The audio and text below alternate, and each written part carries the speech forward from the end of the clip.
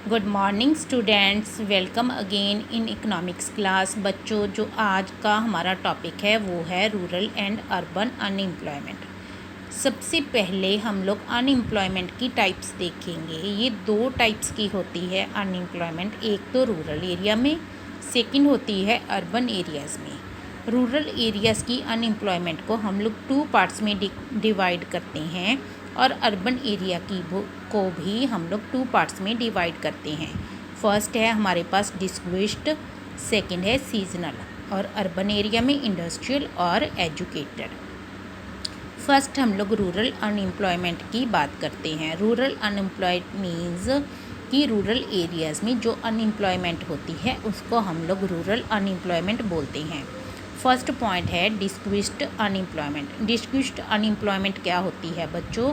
Number of workers engaged in a job is more than actual required workers, कि actual required workers कम होते हैं और वहाँ पर जो काम करने वाले लोग होते हैं वो ज़्यादा होते हैं। अब इसके कारण क्या हैं बच्चों? Joint family system. क्या है कि जो विलेजेस में काम करते हैं लोग, वो कहाँ पर काम करते हैं? खेतों में काम करते हैं, तो उनका फैमिली बिजनेस है। तो वहाँ पर क्या है कि actual number of workers come required होते हैं, बट वहाँ पर काम करने वाले लोग ज़्यादा होते हैं। अब आगे देखिए, per person holding size continuously to shrink. Per person holding size कैसे श्रिंक हो रहा है?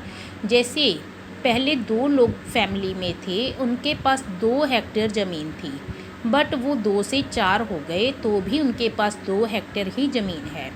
4 से 6 हो गए तो भी उनके पास 2 हेक्टेयर ही ज़मीन है।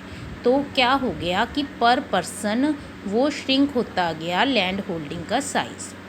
नेक्स्ट क्या है? Lack of job opportunities outside agriculture. Agriculture के बिना उनके पास जॉब अपॉर्चुनिटीज़ की कमी है। ये भी एक मेन कारण है रूरल एरिया की अनएम्प्लॉयमेंट का। नेक्स्ट क्या आ गया? Seasonal unemployment. सीजनल अनएम्प्लॉयमेंट क्या होती है बच्चों? कि ऑफ सीज़न में वर्कर्स के पास कोई काम नहीं होता, तो उसको हम लोग बोलते हैं सीजनल अनएम्प्लॉयमेंट। ये कैसे होती है? जैसे हम लोग कहें कि एक किसान एक साल में एक ही क्रॉप अपने खेतों में बोता है, तो क्या है कि जब वो उसकी कटाई कर लेता है तो उसके बाद वो साल में अगर एक ही क्रॉप बीजता है तो 5 से 7 महीने तक वो अनएम्प्लॉयड रहेगा।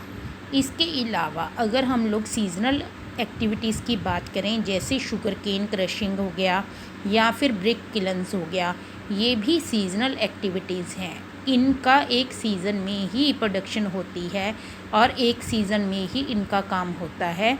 जब इनका सीज़न नहीं होता तो इनके जो वर्कर्स होते हैं वो अनएम्प्लॉयड होते हैं। आज बच्चों हमने रूरल अनएम्प्लॉयमेंट की बात की। नेक्स्ट वीडियो में फिर मिलेंगे, तब तक के लिए गुड बाय।